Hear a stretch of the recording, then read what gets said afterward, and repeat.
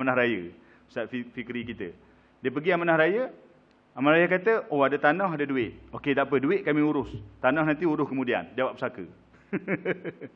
Itu kadang-kadang juga saya macam tu. Kan? Ada setengah yang eksekutif yang agak jujur lagi, dia kata, makcik, pakcik ataupun tuan-puan, ada tanah ni, kita cadangkan tuan pergi berjawab pusaka. Selesaikan di sana semua. Dengan aset duit, kenderaan, tanah, pergi jawab pusaka lah. Kan? Cah dia pun tak besar. Kan? Kalau datang pak kita, cah kita sekian-sekian. Jadi dia lebih telus dari sudut menceritakan. Tapi bagi setengah orang, okey, duit, harta alih kita buat. Kan? Yang tanah, buat di jawab pusaka. Benda tu tuan-tuan tak boleh buat secara baksingan. Sebab pejabat pusaka, amanah raya, apa-apa pun dia duduk di bawah Mahkamah Tinggi Sivil. Jadi kok mana pun satu proses je. Jadi kalau kita buat secara baksingan, kita nak buat pula nanti, kita kena buka fail yang sama. Sebab tu dalam permohonan pusaka, jangan buat secara runcit. Ada orang, oh selesai duit luar, duit penting. Kan? Tanah kemudian sikit tak apa. Dia selesai duit. Kan? Sampai masa bertahun-tahun nak buat tanah, tengok dah ada yang mati. Cari penyakit lah. Waris dah meninggal, jadi makin susah. Lepas tu kena ulang bicara. Jadi tuan-tuan, pejabat pusaka ni, kaedah dia, harta tak alih dan harta alih. Kita buat sekaligus. Okay? Yang kedua, ARB. Walaupun dalam keputusan yang kata up 5 juta tu, ARB dah tak terlibat dah untuk pusaka kan. Semua jabat pusaka. Alih tak alih. Buat masa ni belum lagi terlaksana. Mahkamah Tinggi. Okay? Yang ni sebenarnya untuk harta orang kaya lah. 2 juta ke atas. Tapi kalau nak buat juga untuk bawah pada tu pun boleh. Bahkan kita tengok, ada orang dia buat di Mahkamah Tinggi melihat kepada proses di jawab pusaka lambat. Biasanya orang kata Mahkamah Tinggi untuk dapatkan apa ni dipanggil LA tu, mungkin dalam masa 1 bulan dah boleh dapat. Betul dah? Ke 2 bulan? 2 bulan macam itulah, 1 ke 2 bulan dah boleh dapat. Kalau tunggu pejabat pusaka, maka masa yang lama lah. Tapi kos dia tinggi lah. Berapa je dah? Kita tanya lawyer lah. Untuk Mahkamah Tinggi berapa biasa kos? Starting RM11.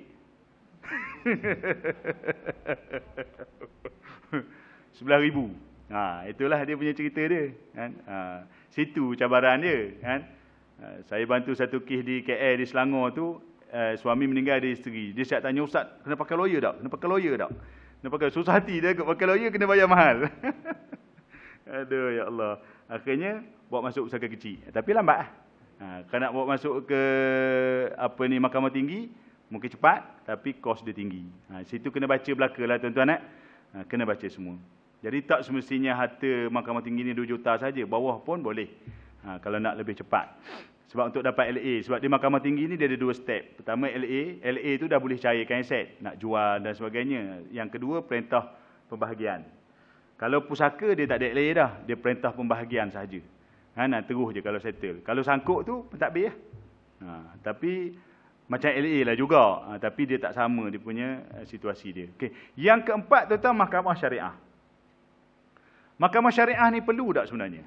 Sebab kadang-kadang ada setengah orang, dia ambil masa yang lama, dia submit CJ Faraid dulu. Bila berlaku kematian, nak uruskan tanah, duit sebagainya, kita kena mohon CJ Faraid dulu. Dapat CJ Faraid, baru tahu dia punya kadar Faraid masing-masing. Kalau dia orang nak buat macam tu, terpulang lah. Tapi sebenarnya, proses permohonan di pejabat pusaka kecil tak perlu CJ Faraid pun. Sebab pegawai pusaka yang ada tu ialah antara pegawai yang memang terima latihan Faraid. Tapi adalah sebahagian kecil yang memang agak lari, itu biasalah, itu tuan-tuan, manusia. Kan? Kita pun silap. Jadi pegawai pun ada kesilapan tu biasa. Saya adalah beberapa isu lah. Pernah berlawan dengan pegawai pusaka pun ada tuan-tuan. Kelahi bergaduh pun ada. Okay? Pegawai pusaka tak nak terima DDA yang saya buat pun ada. Felda lah. Kita dah siap-siap semua. Tak. Ini tak boleh pakai, dia kata. Dia reject. Kan? Dia reject tu satu. Yang kita marahnya, dia condemn kita pula. Ini kalau pakai konsultan ni, bukan boleh percaya sangat konsultan. Kita geram tu. Saya dah dengar macam tu, ada satu kes pengalaman. Saya kontak bos lagi besar lah. Cerita betul-betul. Okey Ustaz, kita tahu. Kan? Hantar je. Hantar. Kan? Kita bercakap ataupun kita berkongsi based pada pengalaman, tuan-tuan.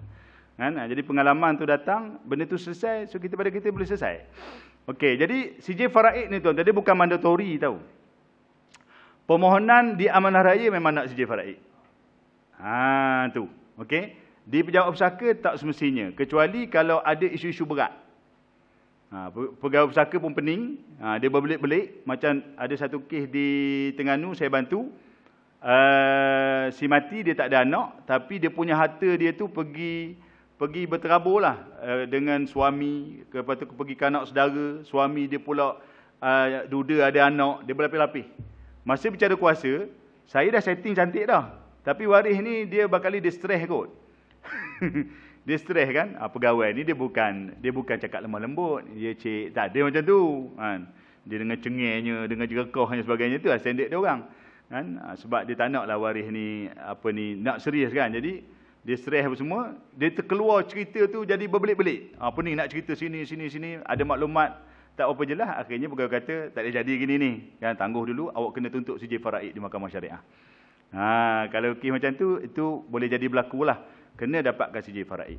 Okay, jadi tuan-tuan, CJ Faraid ni dia bukan mandatori.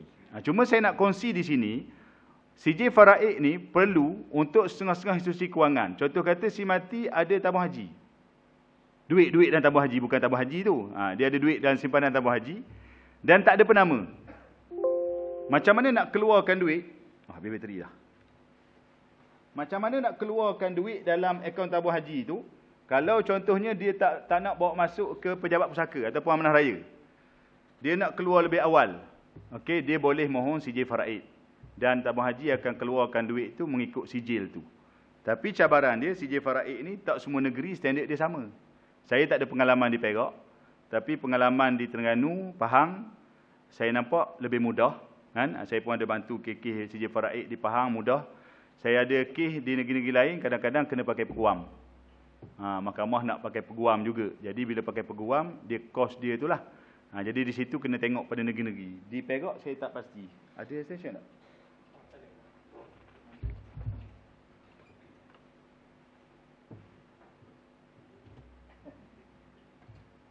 Di Perak saya tak pastilah. Dia punya proses dia tu. Okey. Jadi tuan-tuan nak sebut, setengah institusi kewangan seperti KRSP dan juga tabung haji, diorang terima untuk keluarkan duit melalui CJ Faraid. Macam saya bantu satu kes di Bera, si mati ada rumah, ada kenderaan, ada duit tabung haji. Astagfirullah. Terima kasih. Si mati ada rumah, ada kenderaan, ada duit dalam tabung haji. Okey, waris datang jumpa saya. Ni saya buat masa Covid. Kita dah tahu dah urusan tu lama, ambil masa. Saya beritahu pada dia, okey, kalau duit nak segera keluar, kita submit CJ Faraid. Sebab tak ada penama kan, duit nak segera keluar, kita submit CJ Faraid. Yang rumah, kenderaan tu kita selesai melalui pejabat pusaka. So ambil masa yang lama lah.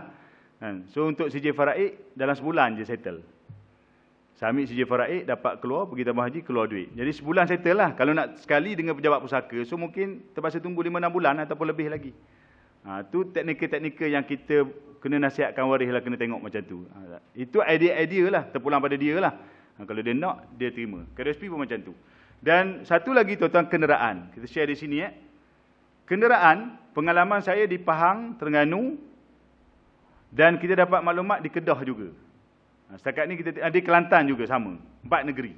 Dia dah ada satu perkeliling lah. Saya tak tahu istilah dia perkeliling, arahan daripada JPJ kepada Mahkamah Syariah yang JPJ menerima CJ Faraid untuk pertukaran kenderaan. Kenderaan, okey. Jadi kenderaan ni, cara dia, ini amalan praktikal saya di Pahang, Terengganu lah, dan sahabat di Kedah dan juga di Kelantan. Praktikal dia, dapatkan CJ Faraid di Mahkamah Syariah. Kemudian adalah prosedur tu kalau kita masuk kenderaan. Macam Terengganu tu, dia dah ada siap dah pelepasan di mahkamah. Macam di Pahang, dia pelepasan dia melalui akuan sumpah AN80. Di Kelantan, dalam CJ Faraid dah ada. Di Kedah pun, tak silap, AN80 juga. Dia ada beza-beza negeri-negeri. Kita dapat CJ Faraid, ikut prosedur pelepasan hak tu, akhirnya kenderaan tu dengan CJ Faraid dan dengan surat pelepasan hak tu, bawa ke Puspakom, settle di Puspakom, bawa ke JPJ, terus keluar nama dalam geram baru. Negeri lain setakat ni belum ada lagi. Bahkan ada rakan-rakan kita di Johor, Selangor pun rasa terkejut bila kita buat. Dia kata, boleh ke? Dia ingatkan kereta ni kena amanah raya. Jadi tuan-tuan, boleh. Tapi negeri tadilah. Syarat dia kereta tu tak ada loan. Kalau masih dalam pinjaman tak boleh. Itu kena ARB juga, kalau kereta sahaja. Dan yang kedua, waris boleh bertakharus. Maksud tu syarat takharus tu ada. Maksudnya, waris cukup umur dan waris berakal. Cukup umur dan berakal. Tak ada loan, cukup umur dan berakal. Boleh settle. Kan? Settle tu. Itu perkembangan sekitar dalam 2-3 tahun ke belakang lah. Di peringkat JPJ dan juga Mahkamah Syariah. Perak saya rasa macam belum ada lagi. Ke ada? Tak ada. Yang beramal di Perak lah kalau ada. Boleh share kot. Izdihar di Kedah ada tak? Tak pernah praktik lagi? Belum lagi. Tapi boleh dapat maklumat daripada Tamizi di Kedah. Dia ada pengalaman tu. Okey tuan-tuan, itu cerita pasal CJ Faraid. Kemudian di Mahkamah Syariah juga melibatkan hibah, wasiat, sepencarian. Itu memang tak boleh lari lah. Sebab tu kalau kita tengok flow tadi, flow yang saya tunjuk awal-awal tadi kan nombor 3 ni, ada orang macam ni. Dia settle sampai nombor 5, dah dapat perintah pusaka, baru dia nak tuntut sepencarian. Dia settle semua, baru dia nak tuntut wasiat. Dia settle semua, baru nak tuntut hibah. Jadi susah tuan-tuan. Dia akan bertembung. Perintah pusaka dah keluar, seolah nak pusing balik. Kan? Sebab bidang kuasa dia berbeza. Yang pusaka ni bawah pejabat pusaka, dia bawah mahkamah sivil. Yang hibah, sepencarian, wasiat ni di bawah mahkamah syariah. Jadi di situ bertembung. Sebab tu proses dia, kita kena follow yang ni. Sebab tu teknikal, bila saya berdepan dengan waris, kita tanya betul-betul. Arwah ada wasiat tak? Arwah ada tak sebut pasal hibah? Kau ada dokumen ke sebagainya? Nak tutup sepencarian tak? Kalau dia orang utarakan yang tu, kita ajak dia dulu pergi ke takharus dulu. Tapi kalau gagal untuk bertakharus, kita follow lah. Nak tuntut hibah, tuntut lah. Nak tuntut wasiat, tuntut wasiat. Sepencarian, tuntut lah. Bagi settle tu dulu. Kan? Dah settle yang tu, barulah selesai yang agihan baki faraid kepada waris-waris yang ada. Tu dia punya flow dia. Kalau dah selesai yang tu, nak patah balik, tuan-tuan, panjang cerita lah. Nak kena mohon semula, nak kena batalkan perintah dan sebagainya. Kita jumpa banyak dalam felda. Isteri dah selesai faraid, dia dah jadi pentadbir, tiba-tiba dia tuntut di mahkamah pula, tuntut harta sepencarian. Dapat pula harta sepencarian di mahkamah. Perintah keluar ni, mahkamah dia keluar je. Kan? Sebab tu saya duk renung-renung, saya kata mahkamah syariah ni, dia kena ada link kot dengan pejabat pusaka. Dia tengok, ni dah keluar perintah pusaka ni, tak boleh dah. Contohlah, itu idea saya lah kan. Tapi tak, dia layan je. Keluar perintah sepencarian, dia bertembung, tuan-tuan tak bertembung? Kalau yang perintah pusaka dah daftar di pejabat tanah, nama dia pentadbir. Dia nak tuntut balik sepencarian tu, kan? Dia nak sahkan di mana sebenarnya? Dia nak pergi pejabat tanah, tuan-tuan. Benda tu tak boleh selesai pejabat tanah dengan perintah sepencarian. Dia kena batal balik yang perintah pusaka tu, yang ada mahkamah sivil tu, dan settle balik di peringkat sivil. Tu dia punya panjang cerita lah. Itu yang jadi, sudah-sudahnya tunjuk ke kita, Ustaz, kita ada 2 perintah. Satu perintah pusaka, satu perintah harta sepencarian. Dah tu buat apa? Tak tahu nak buat apa. Dapat perintah simpan saja. Kita kena faham ni, dia punya catat alih dia. Step. Sebenarnya benda ni dah ada kan. Cumanya kadang-kadang kefahaman dia orang lah. Okey, last tuan-tuan, sebelum kita buka soalan, ada lebih kurang setengah jam lagi. Saya ada bekalkan kepada tuan-tuan borang. Tapi saya ingat itu sekadar orang kata, saya nak kongsi jugalah sikit borang A, borang DDA, borang P dan borang DDA. Sekejap saya cari dalam ni. Mungkin orang yang ada pengalaman dia tahulah.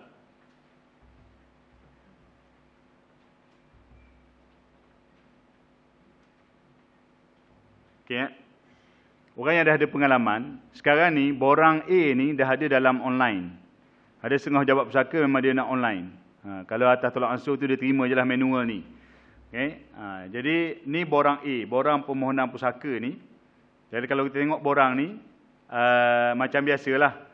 Negeri, daerah, nombor guaman tu belum ada. Bila kita dah register, dia akan keluar. Dalam harta pusaka simati, petition, siapa yang boleh jadi pempetition, pemohon? Waris lah. Yang utamanya waris. Waris yang mana? Mana-mana waris saja. Isteri, suami, anak sulung, anak bongsu, anak perempuan, cukup umur lah. Dan kemungkinan besar, petition ni boleh datang daripada pihak-pihak yang ada kepentingan. Contohnya orang yang bagi hutang. Saya pernah ada pengalaman, waris terkejut bila dia submit pusaka reject. Rupanya sudah ada permohonan terdahulu. Kan, tengok siapa yang mohon. Rupanya orang tu, ayah dia berhutang. Arwah berhutang dengan orang tu. Orang tu submit pusaka. Dan dia siap ada dokumen lah. Tu dipanggil ataupun pengcaveat ataupun ARB sendiri, petition. Dia boleh memohon. Okey, alamat dan nombor telefon si mati. Yang ni biasalah tuan-tuan. Saya nak share sikit. Okey, waris, kemudian harta alih, harta tak alih, masukkan maklumat, harta tak alih. Okey, yang kita nak fokus C ni, hutang. Hutang yang kena dibayar kepada si mati. Okey, walaupun ada dalam kolom ni, tapi saya ingat pengalaman saya bantu Rasul Sangkih, saya tak pernah masuk pun walaupun si mati ada hutang. Sebab susah tuan-tuan. Kalau orang dia tak biasa, arwah ada hutang. Ada hutang, dia minum, dia ngetai kedai kopi. Setiap hari ada lah RM100 dengan tuan kedai, yang bantai masuk. Hutang kedai kopi RM100, bos situ. Masuk juga, hutang kad kredit masuk. Bila pergi bicara kuasa, pegawai dia akan minta penyata hutang. Bukti dia berhutang tu. Dah berhutang kedai kopi, ada bukti ke? Dia nak. Kalau kita berhutang dengan pembekal dan sebagainya, dia nak tu penyata tu. Itu yang pertama. Yang kedua, bila dah bicara kuasa, dia nak pula pengesahan hutang tu dibayar. Barulah benda tu akan settle dengan betul. Perintah. Sebab tu biasa hutang ni kita tak masukkan dalam ni dan kita settle di luar. Tapi atas jujur dan amanah waris lah. Settle lah urusan hutang tu di luar. Apa-apa bentuk hutang yang ada lah, settle di luar. Kan? Hutang dengan Allah, hutang dengan manusia. So biasanya kita, borang A ni kita masuk setakat harta tak alih, waris, harta tak alih dan harta alih. Masuklah. Nanti untuk pemohonan pusaka, yang ARB dia ada borang dia. Mahkamah Tinggi tu urusan lawyer. Kan? Kemudian dapatkan cop pesuruh jaya sumpah ataupun magistrat lah. Kan? Akuan sumpah di sini. Okey, ni borang A. Okey, kalau tuan-tuan ada persoalan nanti kita bincanglah. Okey, kemudian saya nak tunjuk yang kedua, borang P. Okey, borang P ni dalam online pun dah ada, cuma bagi kes-kes lama-lama dalam sistem tak masuk, dia masih pakai manual. Macam baru ni saya bantu satu kes tahun 90-an di Terengganu, borang P. Saya tengok, saya hari tu ke Pejabat Pusaka Besut. Kita sajalah suka, orang kata bukan cari rahsia, tapi kita duduk tunggu tu, kita renung apa yang berlaku. Sebenarnya banyak kes-kes tuntutan pusaka yang melibatkan borang P. Hak baru tu adalah, hak borang P pun banyak. Yang borang P ni sebenarnya sebab sangkut. Dia orang pergi bicara, ada benda tak kena, tak lengkap dan sebagainya, lantik pentadbir, urusan borang P. Baru ni kita pergi Pejabat Pusaka, ada seorang makcik, duduk atas kursi roda, bawa. Datang hadir bicara kuasa. Permohonan borang P. Yang staf tu tanya, makcik, kita nak maklumat waris-waris yang asal sedia ada. Minta lah. Kan, makcik tu kata ada. Yang ni mana? Datang tak? Yang ni tak ada dah tuan, mati dah. Waris hak dulu tu, tanya kan, ni datang tak? Kalau tak datang, dia minta DDA. Borang setuju tu. Tak ada. Tak ada ke mana? Dah mati. Dah kalau mati, waris dia mana? Oh, tak adalah waris dia. Nampak tak? Dia orang tak nampak benda tu. Balik saja tuan-tuan. Selepas 5-6 tahun, benda tu tertangguh, submit borang P, dah nak tunggu bicara pula satu hal balik, datang-datang balik awal. Benda tu tak selesai. Sebab dia tak nampak tu. Kan? Bila dah jadi berlapis, waris yang, orang yang mati tu, waris dia pula terlibat, siapa waris dia dan sebagainya. Itu yang panjang tu, akhirnya tak selesai tu. Jadi borang P ni, dia untuk harta ketinggalan, ataupun untuk ulang bicara, untuk batalkan pentadbir, dan juga pemegang amanah. Ini borang P. Dia akan buka fail lama lah. Tu nombor fail tu, nombor fail sedia ada. Sebab tu untuk borang P ni, perintah tu jangan buang. Kita dah bicara kuasa dulu kan, perintah keluar kan. Simpan perintah tu. Ini kita perlukan balik perintah tu. Kadang-kadang ada orang ni, dia dah dapat geran, perintah dia buang. Tak guna dah geran, hak penting. Sebenarnya pada saya, geran nombor 2, perintah nombor 1. Perintah pusaka tu nombor 1. Kan? Perintah pusaka. Belah tengok perintah pusaka tuan-tuan. Kertas yang sebegini perintah pusaka. Ni. Dia warna macam tu. Warna lain rasa sama je standard dia. Kan? Dia akan keluar borang E ataupun borang F. Kalau borang E tu hak milik. Kalau borang F tu pentadbir. Kan? Dia akan keluar macam ni. So tuan-tuan sekalian, ni borang P untuk kita mohon ulang bicara balik. Kalau Felda, peneroka dah meninggal, waris mohon ulang bicara, waris mohon pusaka, keluar borang F, pentadbir mati, mohon balik, batalkan pentadbir, borang P. Kan? Ataupun harta ketinggalan. Tertinggal tanah. ada tertinggal. Kadang-kadang waris pun satu hal juga. Dia urus tanah yang hak dia penting je bagi dia. Hak dia perlu je. Kadang satu lagi, waris tak tahu tanah si mati ni. Sebab kita tak pernah cerita. Pemilik tanah tak pernah cerita bahawa dia ni ada tanah sekian-sekian, dia tak pernah cerita.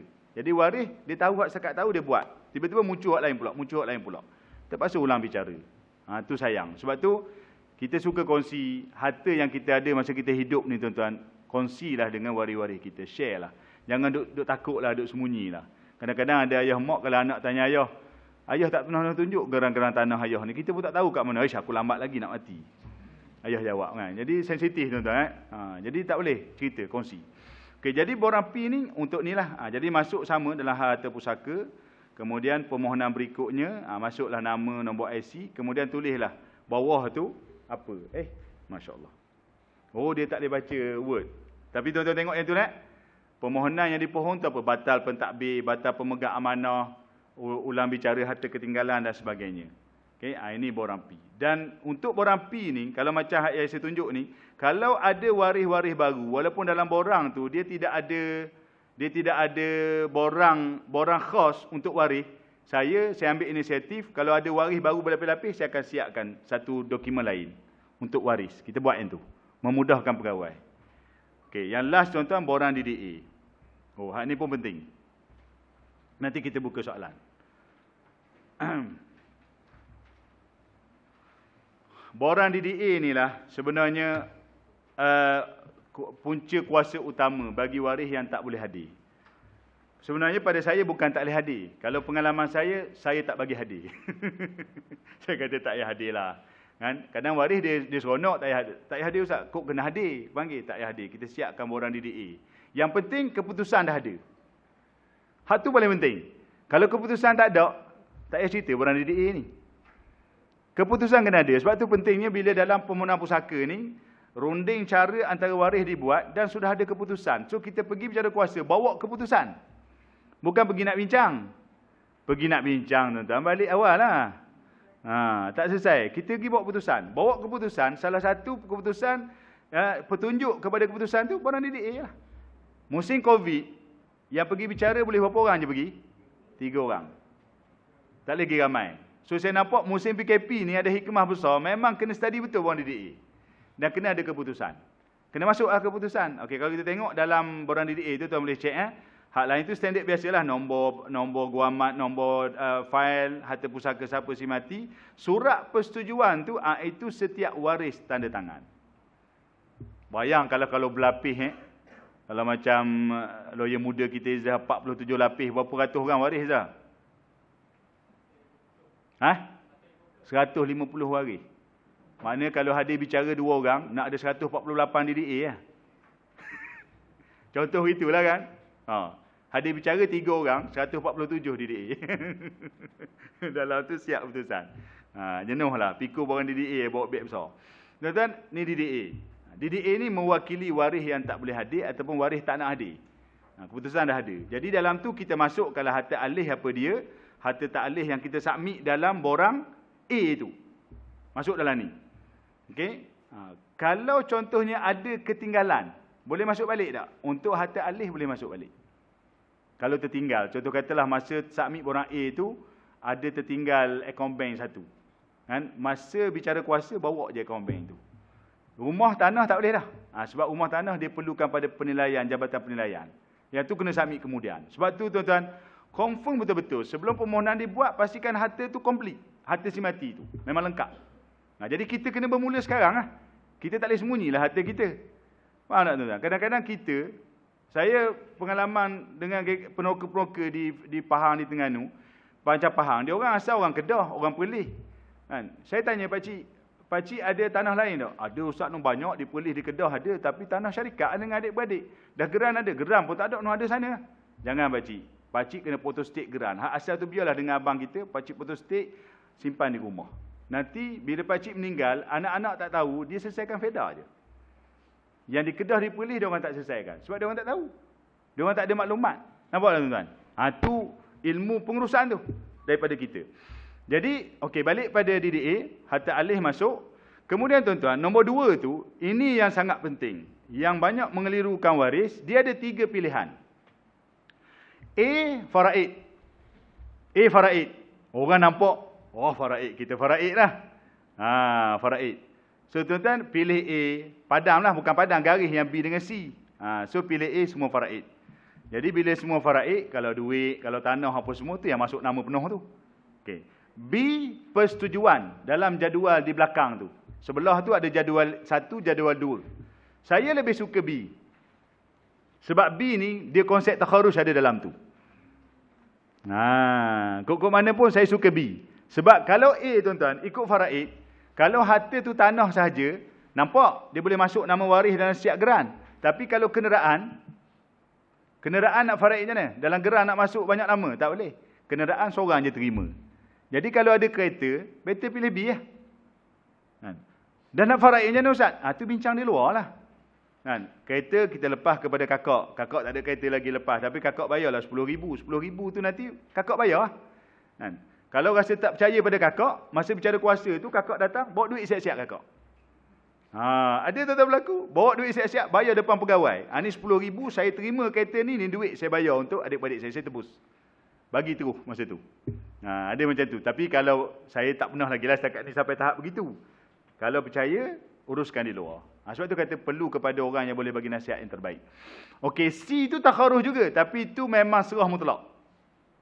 Macam saya bantu yang 13 orang anak tadi, 13 ke 12 tu, memang pilih C. Semua serah pada mak. Tulis situ lah. Menyerahkan seluruh bahagian dan kepentingan saya dalam harta pusaka kepada mak satu persatu bahagian. Maksudnya dia serah bulat-bulat kepada seorang waris. Ini untuk C. Untuk B, persetujuan. Baru ni, ada seorang pelajar Universiti Al-Azhar. Duduk bermesej dengan saya lah. Kadang-kadang kita dah bagi-bagi, kadang-kadang dia mari juga rasa geram. Kalau duduk depan saya jerekah dah. Tapi dalam mesej tu jerekah juga tapi tak dengar lah. Dia macam ni. Dia kata, Ustaz, ayah saya meninggal. Ada rumah. Dan ayah ada kenderaan, motor, kereta. Saya nak hak faraid saya. Saya nak hak faraid saya. Saya pilih A. Dia buat gitu kan. Okey, yang adik-beradik lain saya, dia orang tak nak. Dia serah ke mak. Dia orang pilih B.